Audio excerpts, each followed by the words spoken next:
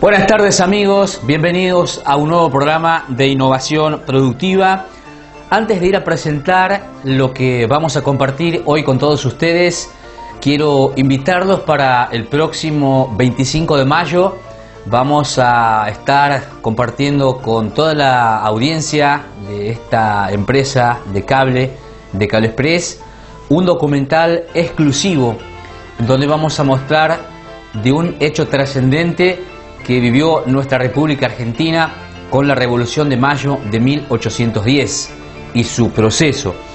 Realmente una buena oportunidad para usar la memoria, para saber de dónde venimos, para saber realmente cuánto ha significado para los argentinos el hecho de plantarnos en aquella fecha histórica de 1810 y que los revolucionarios definitivamente años más adelante declararon la independencia allí por el año 1816, quedando libre como nación latinoamericana, libre de la corona española, y que Argentina pueda dictar sus leyes y tener su propia constitución.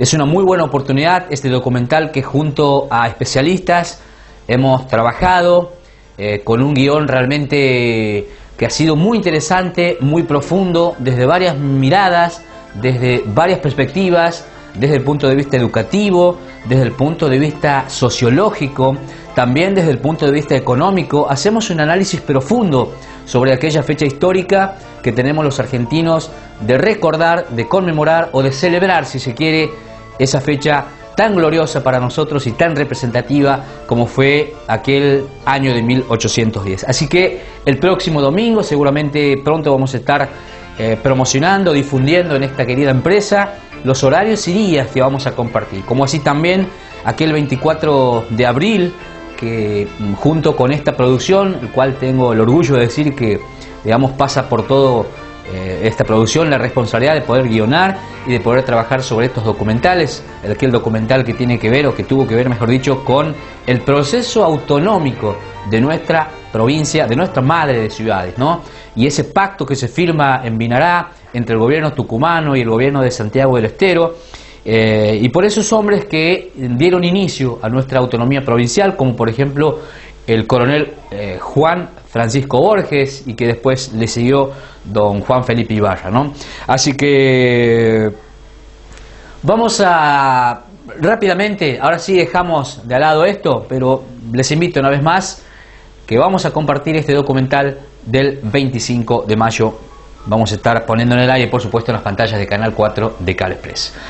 A ver, ustedes saben que el sábado anterior estábamos hablando de una aparición de una plaga que tiene muy preocupados a los productores, especialmente en una zona específica donde hay profesionales que han trabajado y han detectado justamente esta plaga en el cultivo de la soja, especialmente lo que se conoce como el picudo negro de la soja y la Helicoperba hermígera. Realmente este tema vamos a estar abordando de manera exclusiva hoy en nuestro programa con especialistas que han estado justamente disertando y hablando y de alguna manera poniendo en alerta, buscando las herramientas, recursos para ver cómo se puede solucionar esta problemática para el cultivo de la soja.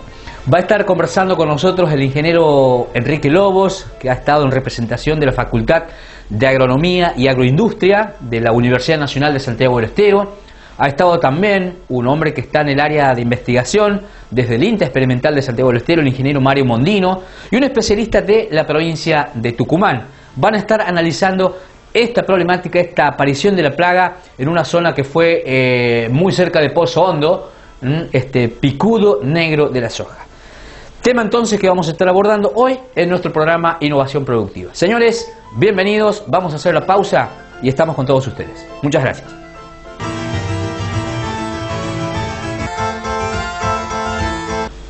En representación de la Facultad de Agronomía y Agroindustria de la Universidad Nacional de Santiago del Estero, ha estado con nosotros hablando de esta problemática, de esta aparición del picudo negro de la soja, el ingeniero Enrique Lobos, en esta charla que se ha llevado a cabo en el vivero San Carlos, que digamos a través de la jornada de planificación agropecuaria que ha llevado adelante una vez más el Ministerio de la Producción. Nota exclusiva entonces con el ingeniero Enrique Lobos para hablar de esta aparición de la plaga en el cultivo de la soja.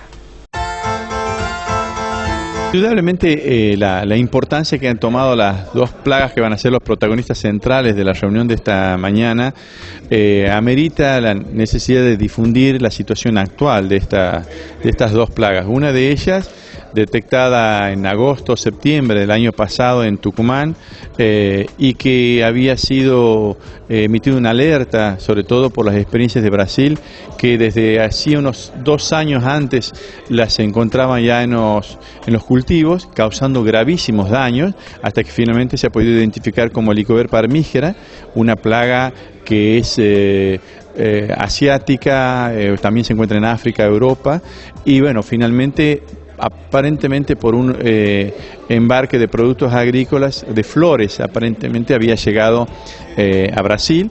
Y como estamos en una vía directa, y estoy hablando básicamente por las corrientes de aire, finalmente ha llegado a Argentina y detectado, como les decía recién, en Tucumán, en el sureste de Tucumán, posteriormente identificada con especialistas, y bueno, hoy es una realidad, aunque en una situación bastante estable y si se quiere insignificante para lo que ha sido Brasil, pero de todas maneras es necesario alertar a los colegas que están en los cultivos al fin de que no sea sorpresa quizás en la próxima campaña, ¿no? Eso es por un lado. Y por otro lado, una plaga que, muy por el contrario, es santiagueña, es decir, originalmente se la ha detectado en los montes de Santiago del Estero y posteriormente ha pasado el cultivo de soja, porque estaba en una leguminosa alimentándose de un fruto, vamos a llamarlo equivalente a la vaina de soja, en la que ha podido establecerse y se ha difundido en los últimos 7 años por unas 500.000 hectáreas o 600.000 posiblemente hoy en todo el NOA argentino. Y bueno, y lo hemos detectado descendiendo hacia el sur para nuestra provincia, es decir, pero debo aclarar, en el sentido del sur del NOA, que sería hasta Pozo Hondo, por lo menos la tenemos detectada, ¿no? Ingeniero, ¿qué característica tiene esta plaga y cuáles son los síntomas que tiene la planta como para decir que algo nos llama la atención y podemos pensar que... Bueno, si hablamos de armígera, Helicobacter parmigera, la tenemos que asociar prácticamente del mismo modo con la bolillera de la soja o la capullera del algodón, es decir, es una oruga que se alimenta de flores, de hojas, de brotes y de vainas o cápsulas según el cultivo que sea, pero también puede atacar otras 45 especies, de modo que es muy polífaga, y de ahí es importante no solo en cultivos extensivos, sino también en hortícolas y algunos frutícolas. De modo que, bueno, es importante no solo el daño que puede causar para poder identificarla, sino también capturar orugas y bueno, que deben ser criadas para poder diferenciarlas recién en el estado adulto. Y con respecto al picudo de la soja, si bien está presente durante todo el cultivo, desde la emergencia de las plantas, en estas zonas donde se encuentra ya establecido, el daño fundamental lo hace únicamente en las vainas. Puede atacar y secar quizás algunos folíolos o un brote en soja, pero no es lo más importante, pero sí en la vaina. En la vaina, como ocurre quizás con otras plagas, como el picudo del algodonero, que coloca los huevos en el pimpollo, bueno, en este caso el picudo, la hembra, coloca el huevo en la vaina y se desarrolla la larva sobre los granos, de modo que posteriormente hay un orificio de salida y la larva queda en el suelo. Entonces es importante buscar estas vainas que aparentemente muestran una mancha un poquito marrón o parda, con orificio o sin orificio, según haya salido o no, y abrir esas vainas, ver si hay larvas alimentándose de los granos. Y eventualmente también se puede monitorear los adultos a través de paños, de paños verticales y colocar observar, digamos, un adulto de color negro, ¿no? Ingeniero, digamos, específicamente, ¿cuáles son los lugares donde hay foco de esta plaga acá en Santiago del Estero? Hay situaciones, el foco de acuerdo a la definición de SENASA, es la presencia de por lo menos un individuo. Pero en este caso nosotros hemos detectado cultivos de soja muy afectados, quizás hasta en algunos casos hasta el 60 y algo por ciento, 65%, 84% algunas muestras de vainas atacadas, o por lo menos un grano en la vaina, y en lo más cercano, es decir, a nuestra ciudad sería el sur, el límite sur de esta zona no decía atacado, sería Pozo Hondo. Pozo Hondo. Y nos vamos un poquito al este, quizás para el lado de Nueva Esperanza, y hasta ahí hemos llegado. Por eso la convocatoria para los colegas de distintas zonas ahora es para ver si ellos pueden hacer prospecciones en este momento previos a la cosecha, donde es mucho más evidente el daño, ¿no? ¿Son animales que proliferan, digamos, que van muy lejos? Bueno, en el caso de Armígera tiene una capacidad de vuelo extraordinario, una gran capacidad de supervivencia, de modo que por autonomía propia de vuelo y eventualmente asociado mucho a corrientes de aire que se mueven de norte a sur, pueden dispersarse fácilmente miles de kilómetros. En el caso de picudo de la soja, básicamente hemos visto una migración hacia el norte, posiblemente facilitado por todos los servicios de siembra y cosecha y el movimiento de maquinaria que existe en esta zona. Y algunos propios posiblemente, y hacia el sur creo que básicamente limitado por la presencia de cultivo de soja. En este caso la de la movilidad es mucho más restringida, pero ambos plagas tienen una capacidad de daño muy importante y por lo tanto es necesario detectarla cuanto antes, ¿no? Muchas gracias, ingeniero. Un gusto, gracias por la entrevista.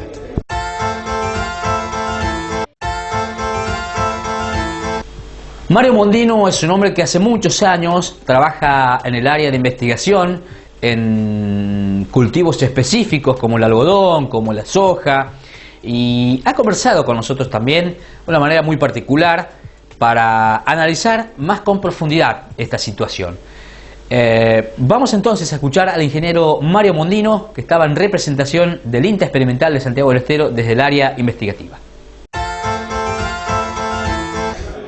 Hay un antes y un después. El antes es que el productor y también, desgraciadamente, muchos técnicos pensaban que los problemas de plaga estaban solucionados, ¿sí? Con el advenimiento de los transgénicos, o por lo menos la presión de las plagas capulleras, digamos, y demás había disminuido notablemente, entonces el cultivo de algodón se había afianzado como un cultivo posible, que vencía, digamos, a la anterior estrategia de tener que estar prácticamente encima del cultivo, lo cual no ha quedado desactualizado, todavía sigue siendo, digamos, hay que estar encima de los cultivos, no importa del cual se trate.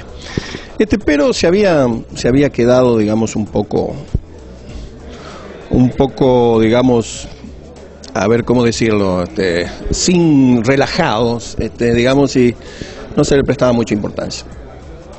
Lo mismo pasaba con la soja, digamos. En la soja también se pensaba que con el advenimiento de los transgénicos el problema iba a disminuir notablemente. Y lo que no se tiene en cuenta y que los productores y algunos técnicos también no tenemos en cuenta es el hecho de que al ser un organismo vivo, al ser un organismo biológico, tiene la capacidad de adaptarse a los nuevos ambientes o a las nuevas amenazas a las que son sometidos. Y por lo tanto muchas veces se producen mutaciones que transforman una pequeña característica de una especie y que esa pequeña característica, por ejemplo, qué sé yo, el sistema nervioso. Un insecticida afectaba al sistema nervioso y el insecto, a través de la presión de selección que le ejerce la aplicación de los insecticidas, muta esa característica y a través de un mecanismo, de varios mecanismos, pero el más común son los mecanismos puente, digamos, es capaz de degradar esa sustancia y por lo tanto a través de una mutación se vuelve un organismo resistente. Y aparece entonces una nueva raza que el transgénico o el transgénico específico para el cual estaba el seleccionado, deja de actuar. Eso está ocurriendo, por ejemplo, ya en Brasil y está ocurriendo también en Estados Unidos. Nosotros estamos en la generación 1 de BT, para que el productor tenga más o menos una idea, y los brasileños ya están en la segunda generación y los americanos están en la tercera generación.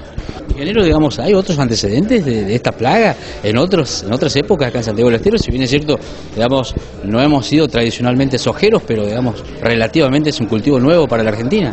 En el caso de la soja es una, digamos, hay picudos, digamos. Todas las especies vegetales tienen normalmente en promedio 5 a 10 picudos que la visitan, de las cuales algunos son problemáticos y otros no son problemáticos. En el caso específico de la soja hay en la actualidad 3 picudos. Los dos anteriores no tenían sus daños sobre la planta de soja, pero eran daños menores, digamos. Uno afectaba, comía la soja, roía la soja, digamos, pero podía provocar defoliaciones si agarraba la planta muy pequeña. Bueno, tal vez el ingeniero Lobos lo haya explicado bien antes. El otro producía una especie de agalla con algún tumbamiento de planta, pero ninguno específicamente trabajaba sobre el grano. Este último picudo, el picudo negro, que es el que viene avanzando y que es el motivo de la charla, digamos, trabaja específicamente sobre el grano, come granos. Podemos decir el más peligroso. Es el más peligroso de los 3. Y ese es el mejor momento de la soja. Aparte, no solamente es el mejor momento, sino que es cuando ya prácticamente vos estás en la fase final del cultivo, o sea, lo has venido cuidando durante tantos meses para que produzca. La soja entra en R5, hace el grano, lo forma y en ese momento llega el picudo. Este problema aparece porque cuando uno, digamos, recorre el campo, empieza a ver una determinada sintomatología. Cuando esa sintomatología, específicamente la gente de Colombres, a pesar de que la primera detección fue en un campo en Santiago del Estero, digamos, ese campo fue detectado por la Colombres, la experimental de Colombres del gobierno de la provincia de Tucumán. Entonces, han visto un daño. Podía hacer varias cosas, hay inclusive varias orugas o lepidópteros, digamos, que producen también ese tipo de daño, pero cuando se empieza a investigar la plaga en sí misma, se descubre, digamos, de que evidentemente no se trataba de una bolillera o de una anticarcia, digamos, que son las orugas que producen daños parecidos, digamos. Y empezaron a indagar entonces qué es lo que lo estaba produciendo, hasta que encontraron el huevo, criaron el huevo, apareció este cascarudo y les empezó a llamar la atención porque era un cascarudo que desaparecía, porque inclusive inverna, digamos, su ciclo lo pasa en el suelo. Entonces el productor, como no lo ve, el daño está dentro, no ve ninguna manifestación visible, ve un cascarudito negro. Esto que te digo es imaginación, no quiere decir que sea la realidad, digamos, pero digamos, lo comparó con los otros 2 cascarudos, en fin, son bastante parecidos todos, ya van a ver en la presentación ahora que, digamos, la gran diferencia está a veces... Porque en principio no llamaba la atención. No llamaba mucho la atención y nos encontramos, inclusive contribuyó mucho, creo, personalmente, que la campaña pasada no se hayan cosechado muchos lotes de soja por bajo rendimiento debido a sequía.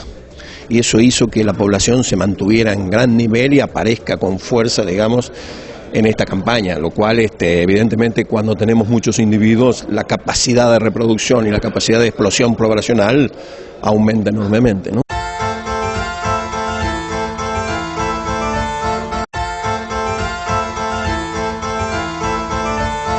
Bioecología y manejo del picudo negro de la soja era uno de los temas específicos que se abordó en esta jornada de planificación agropecuaria que se llevó a cabo en el vivero San Carlos y que hoy estamos compartiendo con todos ustedes de manera exclusiva porque vemos la trascendencia y vemos la importancia y que muchos productores deben estar atentos y alerta a esta situación porque realmente esta plaga es muy peligrosa, mejor dicho, para el cultivo de la soja y que ha hecho grandes daños, miles o millones de hectáreas, podemos decir, haciendo un poco en la reseña histórica, ha causado esta plaga en el país vecino, en Brasil específicamente. Es una plaga que prolifera, lo que ustedes escuchaban bien al ingeniero Mario Mondino. Así que, ojo con esto. Exclusivo entonces para nuestro programa Innovación Productiva, estos especialistas que han venido también desde la provincia de Tucumán.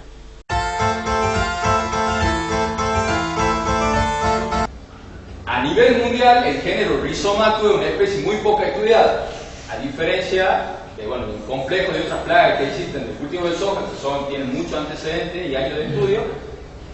no se podía tampoco extrapolar datos de otra especie de rizomatos porque no son una especie comúnmente estudiada. Entonces, las dificultades eran aún mayores. Tal es así que en el 2005-2006, cuando se encuentra esta plaga en la fragua, los productores que se acercan a este grupo de productores que se acercan a la estación experimental a consultar sobre este nuevo daño que viene en el cultivo de soja, ellos atribuían que era Sternechus succinata, una plaga que ya tenía antecedentes de daño en la provincia de Tucumán, en la provincia de Salta. Pensaban que el insecto Sternechus succinatus había tenido capacidad de colocar sus huevos en el interior de las vainas. Entonces, bueno, era ahí una cosa rara porque nosotros estábamos acostumbrados a venir estudiando de Sternechus, que tenía un sitio de exposición que eran los tallos, se alimentaban los tallos, a pensar de que las hembras tenían capacidad de poner huevos.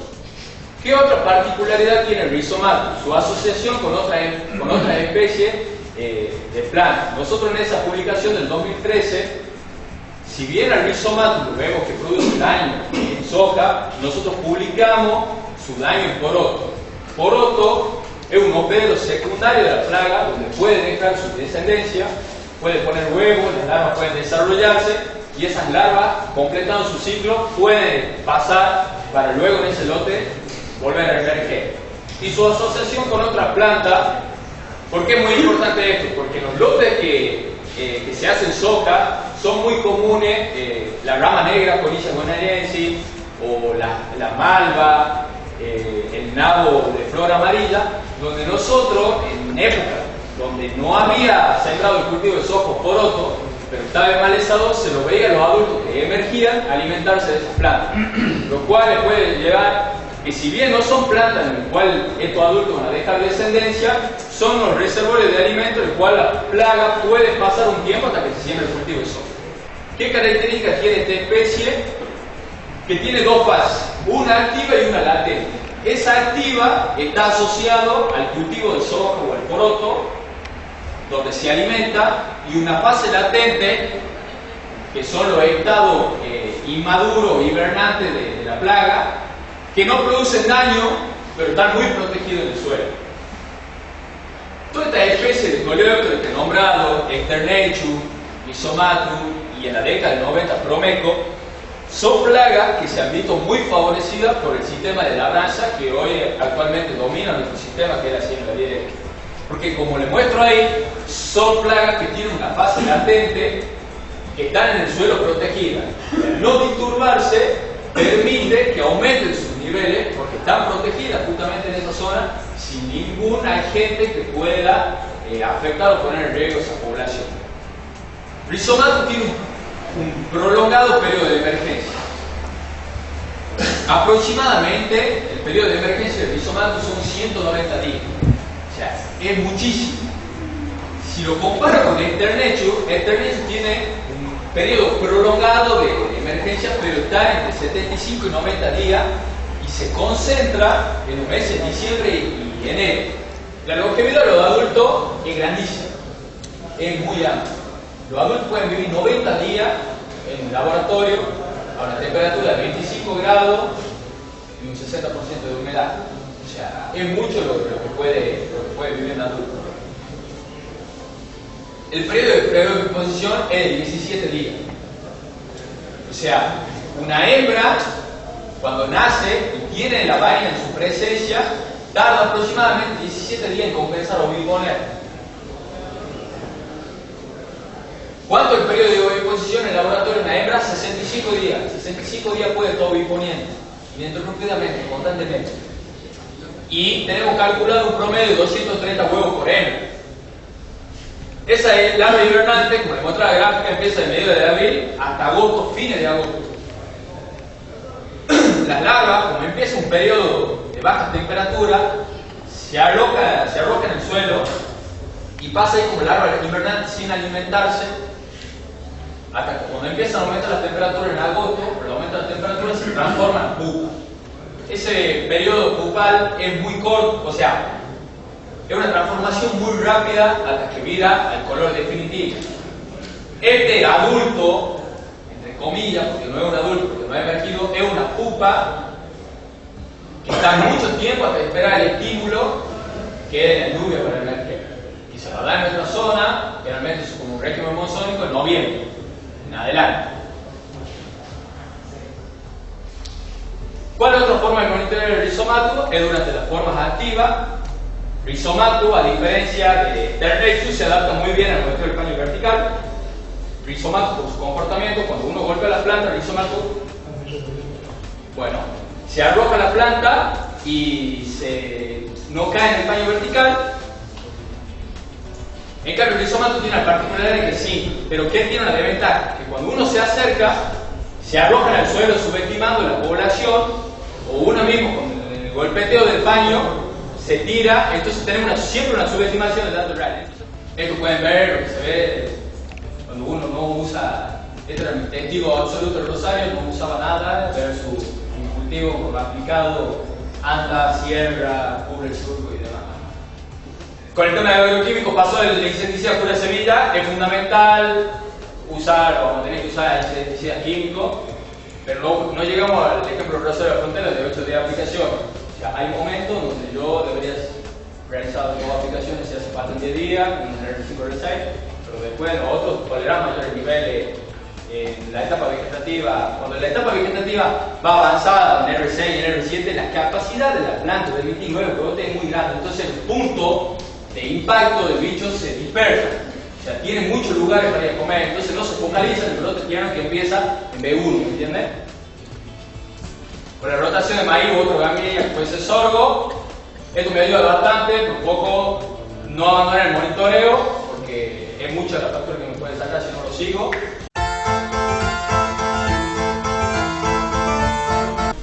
Señores, le ponemos punto final a nuestro programa Innovación Productiva.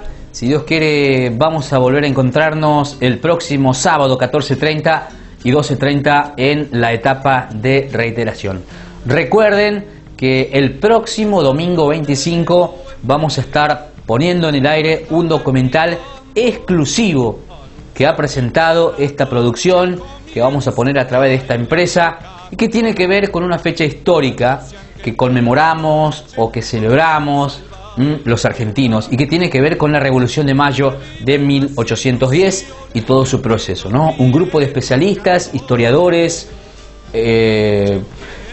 vamos a estar analizando justamente este momento tan trascendente que ha tenido nuestra República Argentina en mayo de 1810. Señores, punto final para Innovación Productiva. El sábado que viene será nuestro próximo encuentro. Buenas tardes a todos, que terminen bien el fin de semana y nos encontramos, si Dios quiere, dentro de 7 días. Que la pasen muy bien. Buenas tardes a todos. Se cultiva el futuro con sentimiento de hermano.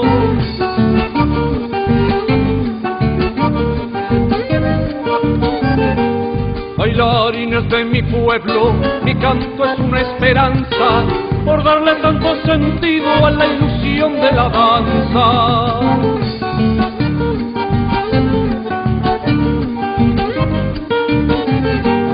La noche viene pintando una luna de alabanza y allá en la brecha del tiempo se confunde con nostalgia. Bandera, no me abandones, luchemos por nuestro canto y a todo el mundo gritemos que así se canta en Santiago.